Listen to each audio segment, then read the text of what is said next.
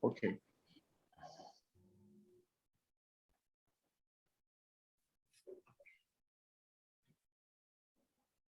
Pronto, já começamos aí?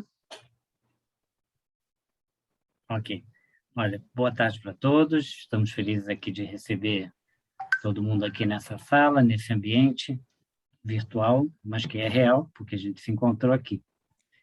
Estamos aqui na 12ª Semana da Cultura Religiosa. E é uma experiência que a gente tem realizado já há muitos anos, não é? Juntando pessoas, alunos e, mais do que palestrantes, né, mas também atividades que vão acontecendo, né? Dessa vez a gente vai ter mesas de comunicação e outras coisas também juntas, não é? Mas a proposta da Semana da CREA é compartilhar conhecimento com as turmas e com aqueles que aqui vêm conosco. No nosso caso, hoje a gente tem um convidado que é o Celso. O Celso está falando para 2 turmas e alguns amigos nossos também. E as nossas turmas, nós sabemos, elas são constituídas de muitos e diferentes alunos de diferentes cursos, né? Então, convém também a apresentação do Celso. Eu vou ler aqui o currículo do nosso colega Celso. O Celso é doutor em teologia, professor da PUC-Rio no setor da cultura religiosa, assessor das comunidades eclesiais de base do Brasil e do setor das comunidades eclesiais de base da Comissão Pastoral Episcopal para o Laicato da CNBB, que é a Conferência Nacional dos Bispos do Brasil. Autor de Teologia para Todos, Manual de Iniciação Teológica a partir de seus principais temas, publicado pela editora Voz em 2006, e do livro Outra Teologia Possível, Outra Igreja Também, pela Vozes, 2016, e também tem diversos artigos publicados em livros, revistas, sites, não é? E a fala do Celso hoje tem esse título, Papa Francisco, a solidariedade e os movimentos populares. Então, ele vai conversar com a gente sobre um campo que ele tem muita experiência, que é esse trabalho que ele faz no cotidiano. Tem algumas outras coisas que eu gostaria de falar do Celso, para além dessa apresentação assim, de títulos. O Celso, ele nasceu e vive na Baixada, não é? Mora, não é? E, portanto, tem a fala a partir de alguém que é de lá, que conhece a realidade a partir de um lugar, não é? Outro dado também interessante do Celso, que eu acho que é legal, algum tempo atrás, a gente conversava, não é? Conversava sobre a vida e a gente falava dos transtornos, né, de aprendizagem. E ele dizia que ele era portador de um desses transtornos que ele só se deu conta depois de adulto.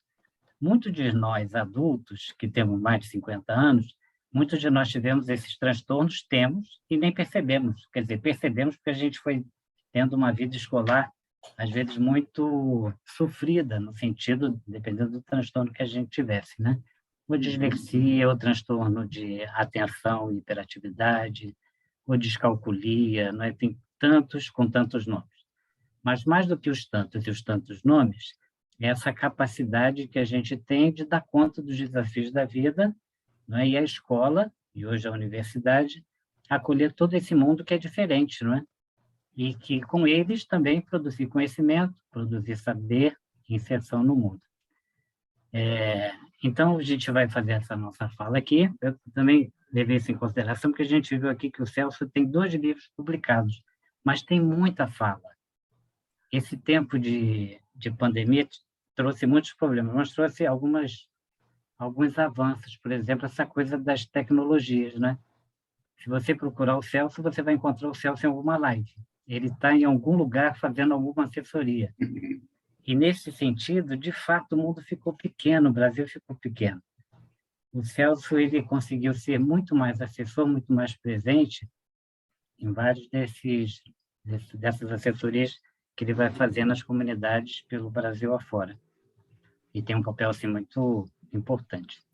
Quem já foi aluno aqui do Celso conhece, outros que estão sendo alunos aqui nesse período, tem essas boas coisas para contar desse homem. Mas então, vamos aqui à nossa conversa. A proposta é essa, Papa Francisco, a solidariedade dos movimentos populares, A proposta é que o Celso fale um pouco e depois a gente reaja entre com perguntas, com dúvidas, com coisas que a gente quiser também interagir nessa fala. Então, vamos lá, Celso. Alexandre, você nasceu para isso. Hum. Incrível! Muito bom. Saúdo a todos e todas aqui, o amigo, o colega, professor Alexandre, que está tendo essa função aí de mediar. Como disse a Solange, faz isso muito bem, né? E de fato, eu faço questão, inclusive, de dizer isso para os meus alunos, né? Eu descobri a minha dislexia por causa da minha filha, né? E minha filha herdou de mim com um nível muito superior, né? E por isso que, às vezes, a gente tenta fazer por ela mais do que a gente pode até, né? Mas ao levá-la aos especialistas e tal, e eu também sou dislexo, né? Ainda hoje eu tenho, às vezes, dificuldade. Eu escrevo até bastante, né? Para um dislexo, eu escrevo bastante. Mas ainda hoje, até de vez em quando, eu estou escrevendo uma frase e tem uma palavra que eu já escrevi 50 mil vezes, eu paro naquela palavra porque eu não me lembro como escreve, né? Então, e a gente, como educador, né, aqui tem uns colegas, né, e eu diria que a própria universidade ela é muito distante disso. O ensino fundamental e médio já tem um pouco mais de atenção a isso, né? Mas a universidade ainda está muito distante. Já está melhorando, todo semestre eu tenho alunos, né, parece que, não sei se atrai, né? Eu tenho alunos com algum déficit, né? Nas turmas, mas, às vezes, o processo educativo não leva em consideração que cada um é um, no que se refere a adquirir conhecimento, né? Então, o processo avaliativo, às vezes, ele é por demais, coloca o aluno por demais na forma, né? Ele forma na forma. E aí, né, não percebendo as diferenças, né, o aluno, a aluna, muitas vezes passa por certos sacrifícios desnecessários, né? Mas isso só para confirmar o que, de fato, foi colocado com muita liberdade pelo nosso amigo, colega, professor Alexandre. Uma indicação para começo de conversa, o que eu vou falar, aliás, eu falei desse tema pela primeira vez, aqui eu vou dar um pouco mais de dinâmica para a questão da solidariedade, mas foi por causa dos alunos, né? Os alunos fizeram uma ocupação, aspas, né, do pilotis da PUC, né, uns anos atrás, né? E aí uma aluna falou assim: pô, professor, vamos lá dar uma aula para a gente na ocupação. Eu falei: beleza, estamos juntos, vamos lá. E aí eu dei alguns temas, né, para ser colocado, e eles escolheram esse. Não, queremos que você fale do Papa Francisco e os movimentos populares. Eu falei: pô, feliz, né, que os alunos tenham escolhido esse tema. Então, na época, já comecei a me ler um pouco sobre isso, e depois acabei produzindo um capítulo de livro sobre esse tema, né? Que é esse livro, né, O Papa Francisco com os Movimentos Populares. Então, somos vários autores, o livro é organizado por um amigo chamado Francisco de Aquino Júnior, e outros dois que eu conheço pouco, conheço mais o Francisco, que é o Maurício Abdala, e o Robson Sávio. Eles organizaram e me chamaram para escrever um dos capítulos do livro justamente sobre essa temática que a gente vai abordar agora. Agora, temos aqui também uma pessoa entre nós que se tornou especialista em Papa Francisco, né? Então, qualquer coisa ela me corrige, né? Que é a Vera Boy, né? Acabou de fazer doutorado sobre o tema, então, se eu falar alguma bobagem, ela ajuda aí depois. Ainda, Celso, engatinhando perto de você. Né? Então, gente, vamos lá. Eu vou seguir a trilha aqui. O Papa Francisco tem um arsenal de possibilidades, né, que, nesse tempo de 40, 50 minutos no máximo, que eu prometo tomar o tempo de vocês antes de algum tipo de debate e pergunta, assim, a gente poderia trilhar um leque muito grande, né? Só falando especificamente do último texto mais denso dele, né, a Fratelli Tutti, né, somos todos irmãos, só ali a gente teria um pano de fundo muito grande. Mas eu vou ficar com 3 discursos dele, né, que ele proferiu diretamente aos movimentos populares, né? Então, foi quase sequencial, 2014, 2015, né? 2016, e nesses discursos que ele fala para um público, isso é muito interessante também, que não é apenas um público católico. Inclusive, tinham ateus, né, que foram lá, porque eram ateus vinculados ao movimento popular, né? Então, esses discursos, de certa forma, eles dão uma linha que vai, sendo que nos discursos ele é mais até contundente, mas é uma linha que vai aparecer em outros textos dele, inclusive nesse último que eu acabei de fazer referência, que é a Fratelli Tutti, né? E o tema geral que perpassa várias falas aqui da Semana da CRI passa pela solidariedade. E aqui é importante a gente ressaltar que a solidariedade é algo estrutural da própria condição humana, né? Da própria condição humana, né? Usando uma palavra técnica, é antropológico, né? É antropológico que a gente possa perceber que a vida humana não teria nenhum sentido se não fosse uma vida compartilhada, né? Nós não teríamos sobrevivido esses milhares de anos, parece que o Homo sapiens, né, de acordo com as descobertas, isso vai até se prolongando um pouco, até pouco tempo atrás eram 200 mil anos, agora se foi um pouco mais além, né? Nós, Homo sapiens, já temos 300 mil anos, né? O Homo sapiens não teria sobrevivido se não fosse a capacidade de trabalhar em conjunto, tá? De trabalhar de forma grupal, tá? Isso é dado da ciência, isso não é dado teológico ou da cultura religiosa, né? Isso é um dado da ciência, né? Mas que no contexto do avanço das civilizações e do mundo de hoje pode representar algo que aparentemente até seja considerado uma dificuldade, né? Uma dificuldade, tá? E aí nós vamos salientar na fala do Papa justamente esses aspectos que se tornam fundamentais para que a gente possa encontrar caminhos diante dos desafios que estamos vivendo no mundo de hoje. Os especialistas já falam há algum tempo, desde o final do século passado, né? A gente fala assim, parece que é muito tempo, né? Mas eu nasci no século passado, né?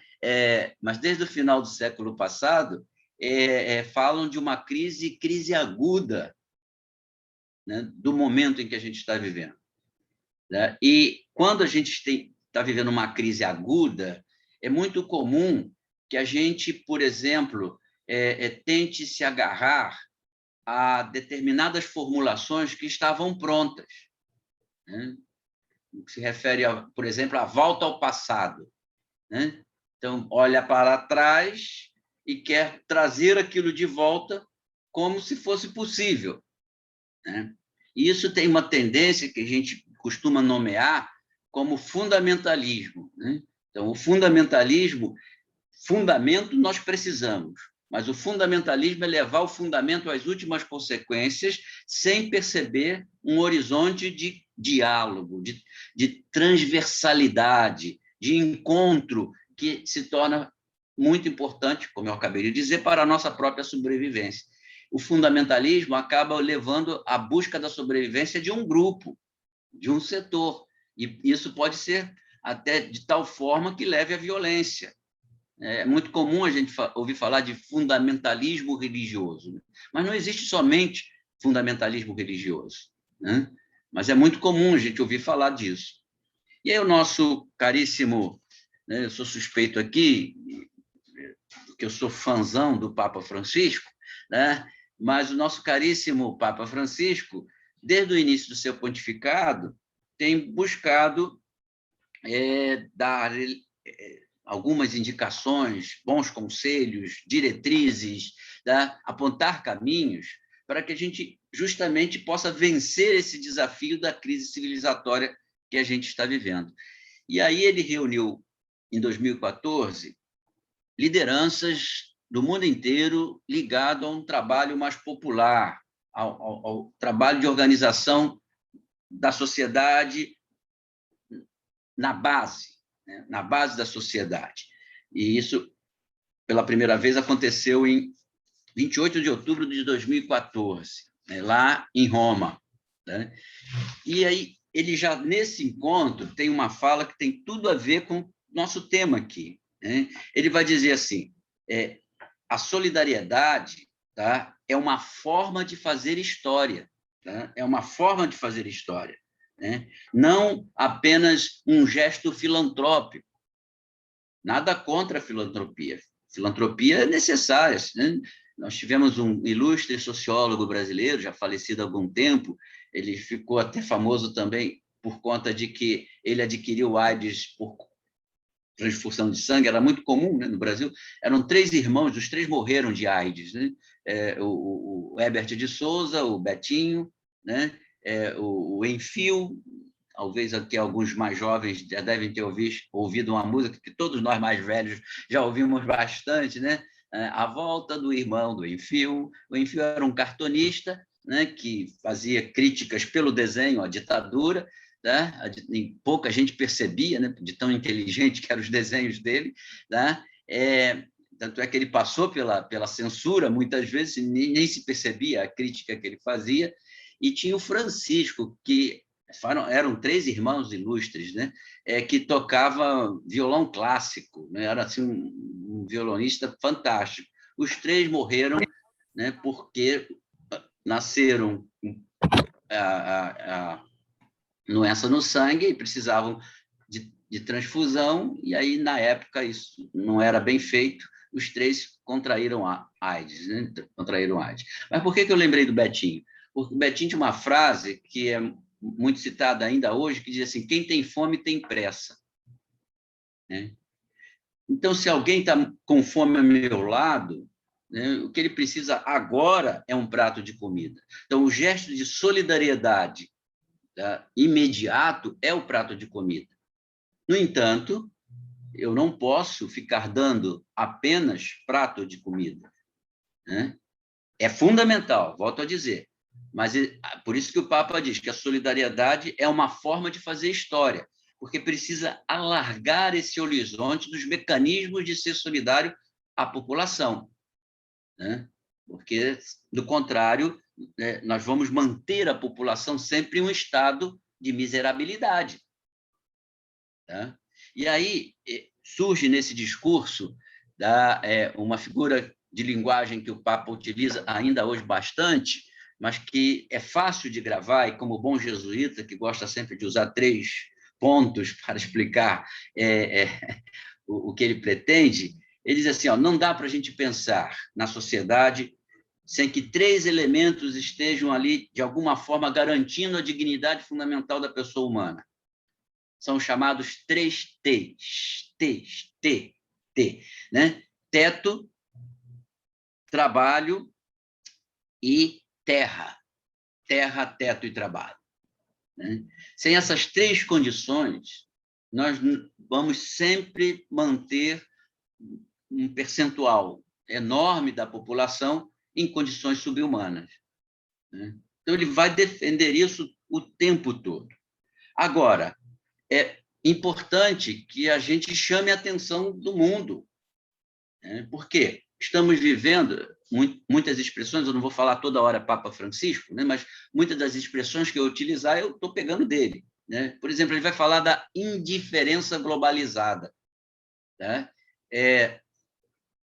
Muito se fala de globalização, do ponto de vista econômico, do ponto de vista do mundo das ideias e tal.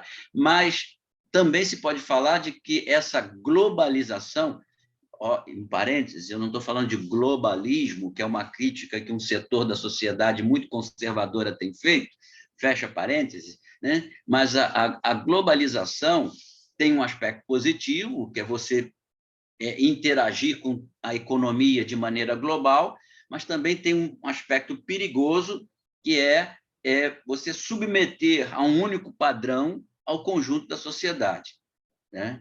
E aí gerando o que ele chama de cultura do descarte, né? Então, não só descartar material, mas descarte humano também, né? Então, se não há condições de atender todo mundo, o que eu posso fazer? Muitos vão morrer, né? Não é uma ideia propriamente nova, essa ideia do descarte, mas quando alguém tinha a cara de pau de dizer isso há uns anos atrás, havia logo uma posição crítica a essa pessoa, dizendo, opa, espera aí, não é bem assim. Mas, hoje em dia, digamos que descartar se tornou tranquilo. Só para citar uma posição antiga, um economista brasileiro chamado Mário Henrique Simons, né? Década de 70, 60, 70, ele chegou até a década de 80 como um expoente importante porque falava, era um dos ouvidos, um dos que se ouvia sobre economia. O Martin chegou a ser ministro, né, na ditadura, né, Mário Henrique Simons, né? Ele dizia assim, doenças endêmicas, criança abandonada na rua, fome, desemprego. Ele escreveu em um livro dele, é um mal necessário ao progresso, né? O que a gente pode fazer? São as contradições do mercado, né? E enquanto o mercado não estiver absolutamente resolvido nas suas relações comerciais, econômicas, sociais, menos políticas, menos que eu digo, em menor quantidade, né? Isso não vai ter solução. Então, o Francisco vai dizer, olha, não dá para ser assim, né? Se nós somos seres eminentemente solidários e não solitários, né? O que nos salva é a cultura do encontro.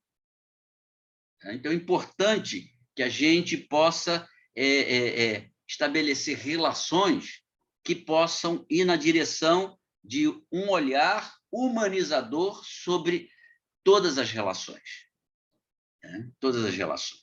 E aí, só ressaltei esses aspectos do primeiro encontro, teria muito mais para dizer, mas a gente já vai para o segundo encontro que ele promoveu, e aqui na América Latina. Isso foi em 2015, julho de 2015, né? E foi na Bolívia, na cidade de Santa Cruz de la Sierra, né? Ele, de novo, né, porque, como eu já disse, fez uma série de 3 encontros para fazer uma síntese ao final do terceiro encontro, né? E aqui, nesse segundo encontro, ele vai ressaltar outros aspectos, né? E talvez o aspecto mais importante seja o que ele estabeleceu de uma busca de uma economia a serviço do povo. É algo que alguns economistas mais do campo de organização da sociedade capitalista que estamos vivendo hoje tem muita dificuldade de aceitar, né? Uma economia que se organiza a partir das necessidades do povo, né? Alguns chegam a dizer que isso é uma utopia, desconhecendo o significado da palavra utopia, que é um significado até muito bonito. U é negação, topos é lugar. Utopia é buscar um lugar diferente desse que a gente está vivendo. Então, ela tem um sentido muito mais positivo do que negativo. Mas, geralmente, a palavra utopia é usada como negativa, né? Você é um pensador utópico, ou seja, não adianta, você está fora da realidade. Ora, mas uma economia como a que se tem vivenciado nas últimas décadas só tem produzido desigualdade. E aonde isso vai parar? O Papa nos convida a agir dentro de uma dimensão solidária que interfere nas estruturas, né? E, para isso, o que é importante? Gerar processos. A gente tem que desencadear, né, promover uma dinâmica, né, de eventos que vá dando a condição à população de perceber a sua real situação e vencer os desafios, né?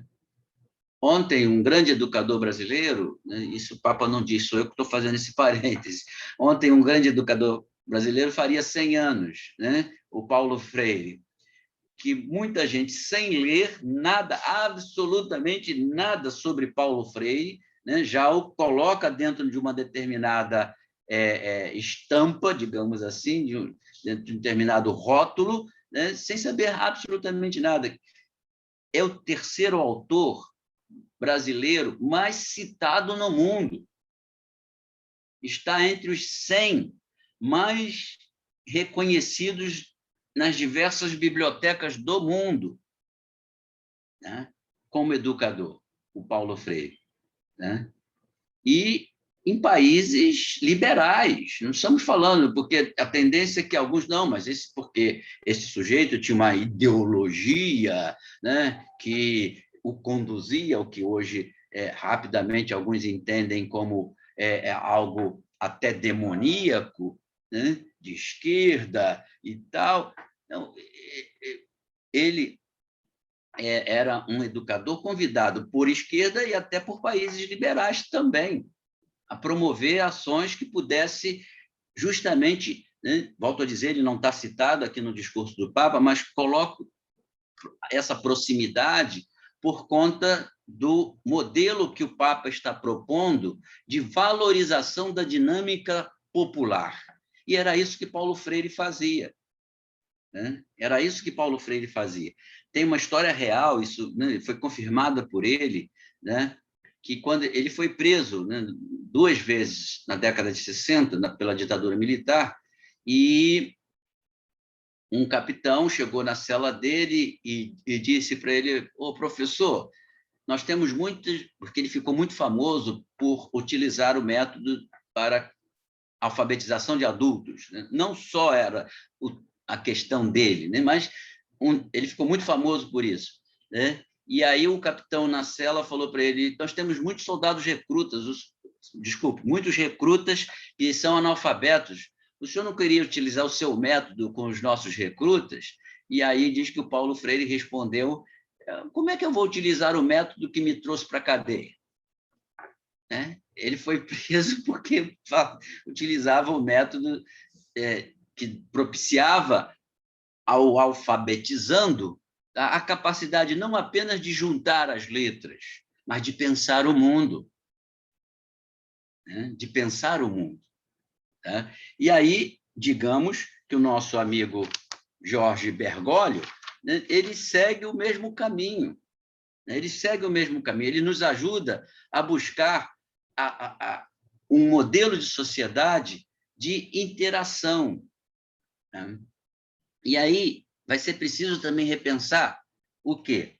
O que a gente entende com nação, como pátria, como mundo, né? E um tópico desse segundo discurso, ele simplesmente intitula Unir os Povos, né? Essa ideia que a gente tem, que está cada vez mais superada, de uma pátria que possa sobreviver em completa autonomia, tá? Sem relação com o restante do mundo, ela está cada dia mais, né, caindo em desuso, né? Não adianta você atacar a China se ela é um dos parceiros comerciais mais fortes que o Brasil tem, né? Então, se você ataca a China, você está fechando portas, né? Você está fechando portas. Então, o mundo hoje é isso.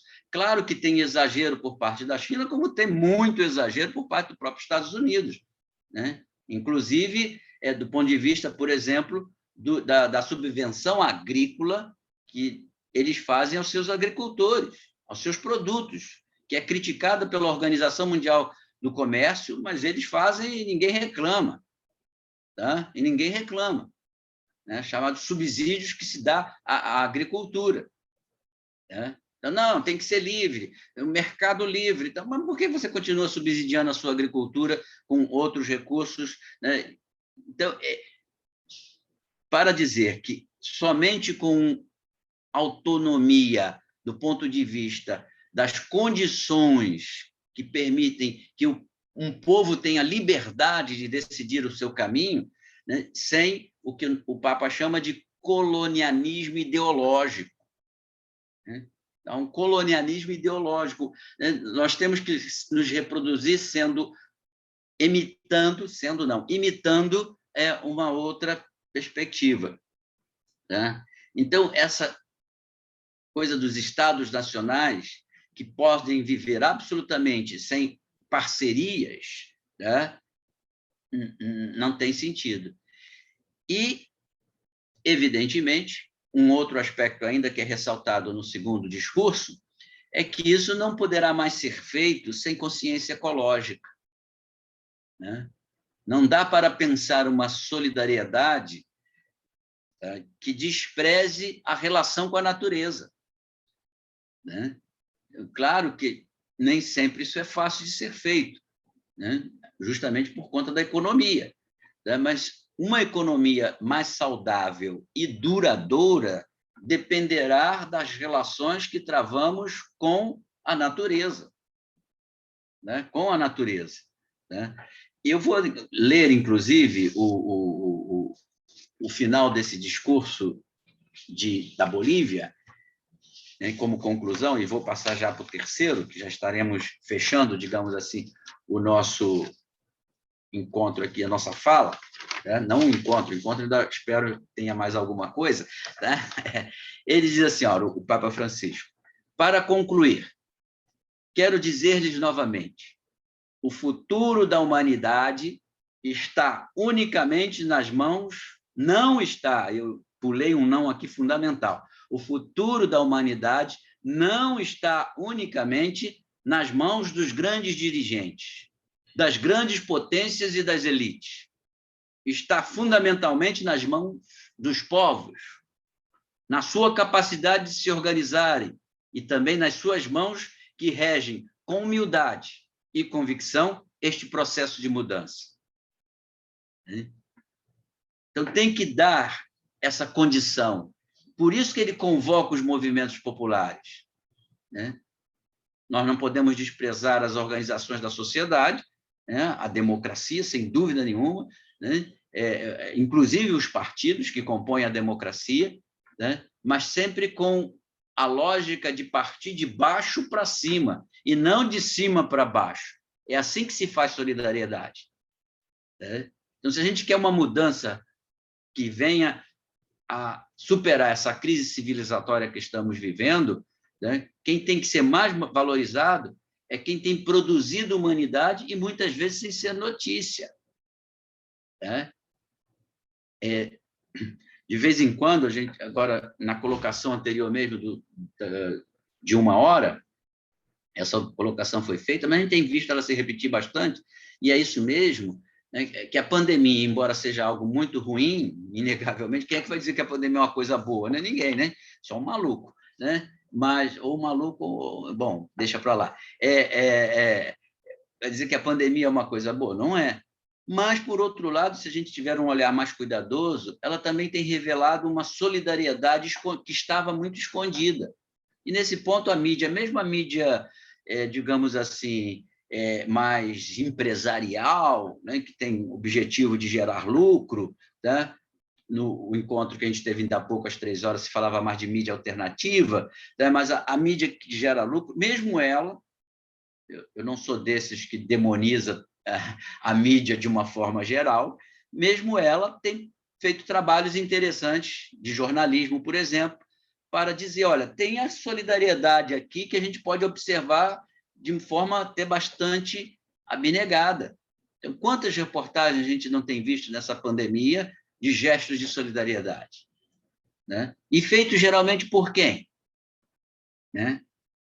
Nas favelas, por exemplo. Né? Eu tenho amigos do movimento de favela, né? E a gente tem encontrado uma rede de solidariedade fantástica. Né? Antes mesmo, né, de governos municipais, estaduais, muito menos o federal, promoverem algum processo educativo de proteção na favela, tem um exemplo fantástico, naquela favela famosa, infelizmente, por crimes e por aquele assassinato de 9 jovens em São Paulo, num baile funk, Paraisópolis, né? Eles foram os primeiros a se organizar para proteger a população da favela do vírus, né? Voluntariamente, sem recursos governamentais, né? Sem recursos governamentais, né? E aí o Papa continua: estou convosco, e dizendo, é em vocês que eu aposto mais, né? Não nas elites, nos grandes dirigentes. E cada um, repitamos a nós mesmos, no fundo do coração, que não possamos mais ter, eu já disse isso, e ele repete isso frequentemente, nenhuma família sem teto, nenhum camponês sem terra, nenhum trabalhador sem direito, nenhum povo sem soberania, nenhuma pessoa sem dignidade, nenhuma criança sem infância, nenhum jovem sem possibilidades, nenhum idoso sem uma veneranda velhice. Continuai, diz ele a quem está assistindo, né? Com a vossa luta e, por favor, cuidai da Mãe Terra. Acreditai em mim. Eu sou sincero. Eu gosto muito desse jeito dele falar, né? Acreditai em mim, eu sou sincero. De coração eu vos digo.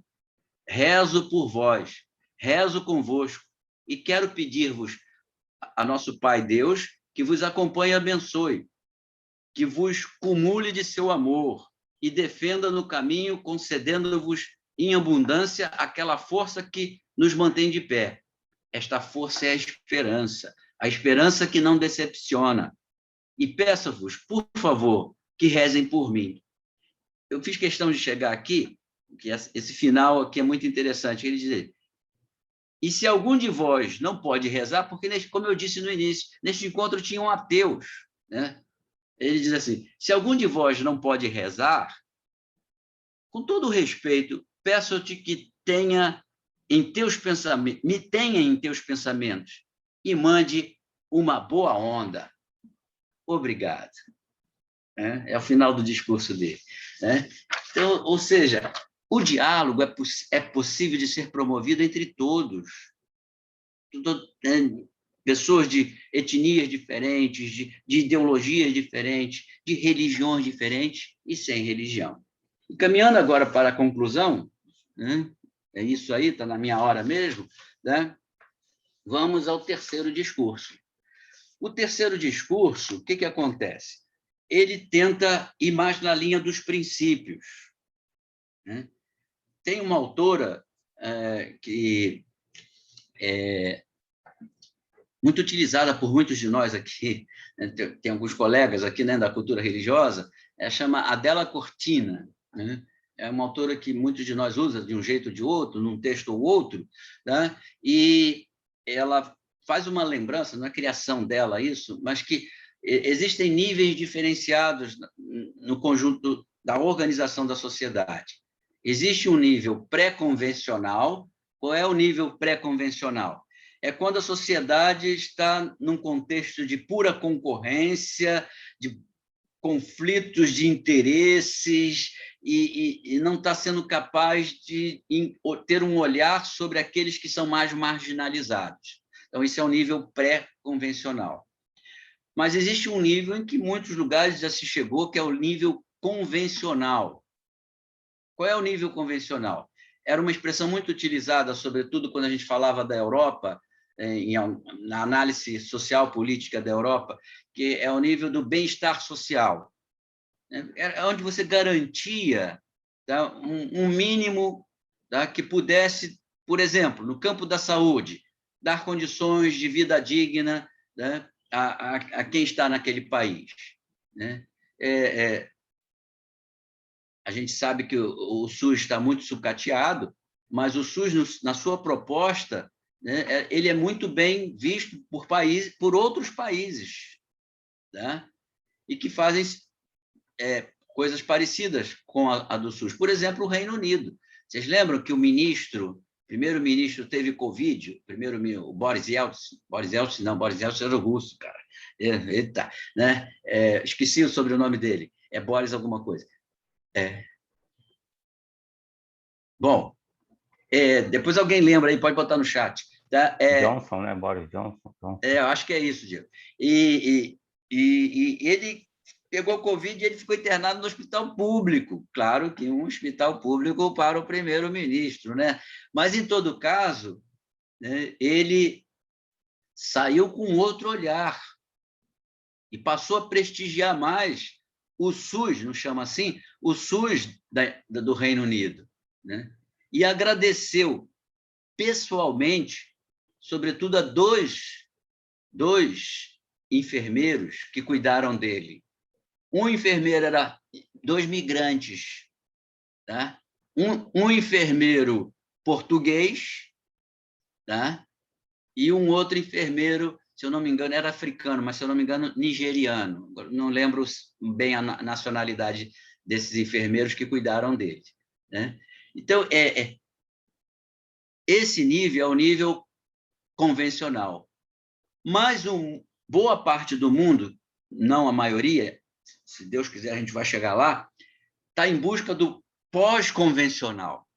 O que é o pós-convencional? É isso que o Papa vai indicar. Eu estou traduzindo com um conceito que ele não utiliza no discurso, tá? Mas está lá constatado. É assim, ter capacidade de se colocar no lugar do outro, o que a gente na pandemia ouviu muito, empatia, né? E que essa troca seja capaz de acontecer não apenas entre pessoas, mas entre países, né? Então, aí a gente vai poder falar, quem sabe, ao final desse século XXI, numa nova realidade. E o que sustenta o Papa? Ele vai lembrar disso no seu discurso, né? O que sustenta o Papa nessa busca? É a fé. Para um ateu, é uma ética comprometida com a dignidade fundamental da vida humana.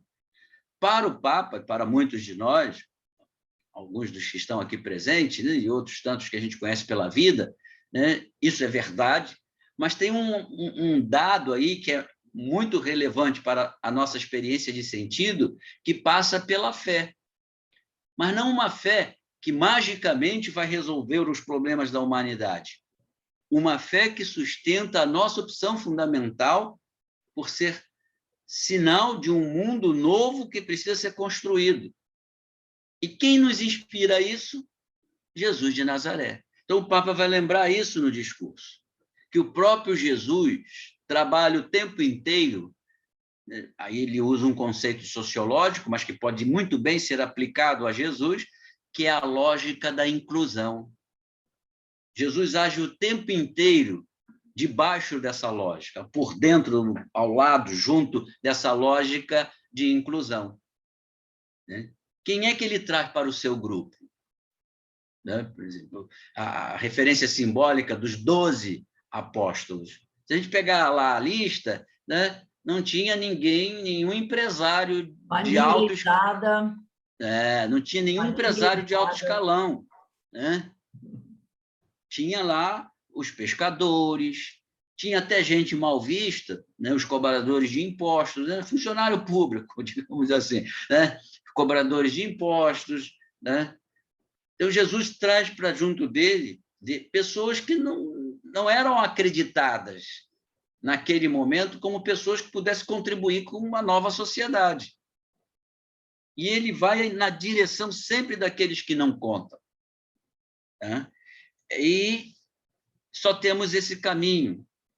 E quem pode ser um sinal forte aos governos, inclusive, né, que deveriam fazer a boa política, a política com P maiúsculo, que é a arte de governar em vista do bem comum, polis é cidade em grego. Então, política deveria ser a arte de governar a cidade em vista do bem comum, tá? Então, é isso que o Papa está pedindo, tá? E que a gente tenha cuidado, de não se deixar envolver pela lógica de um poder dominador, né? Que muitas vezes nos amedrontam, nos colocam sobre num gueto, né, encurralados, e pessoas, como qualquer animal, né, nós somos animais, pessoas encurraladas podem reagir de forma agressiva, né? E não é lembrado por ele, mas eu acho que também, fazendo essa relação com alguém que eu gosto muito, que é o Mia Couto, não sei quantos aqui já leram, que é um escritor, romancista moçambicano. Ele é branco, né? Mas ele nasceu em Moçambique, de pais portugueses, e nasceu em Moçambique, que tem uma das línguas oficiais, é o português, né? Então, o Mia Couto, você encontra no YouTube aí fácil, fácil. É só você clicar lá, assim, procurando a seguinte frase: há quem tenha medo que o medo acabe. São 7 minutinhos, você escuta ele lá no YouTube. Há quem tenha medo que o medo acabe. Isso, Luísa Sofia, né? Que bom que você já leu, né? No chat aqui que apareceu, né? Então, ele está falando para um bando de gente assim, muito ilustre, né? O Mia Couto, eu gosto muito dele, ele é muito assim, na dele, nada estrela, né? Nada estrela. E a Bruna já fez até ali a gentileza de colocar o link, tá? Tá? E ele, né, joga a gente nessa ideia de que há um setor da sociedade que quer produzir medo, que sabe que uma sociedade amedrontada é uma sociedade passível de ser bem manipulada. Então, o Papa não cita o Mia Couto, mas eu estou aqui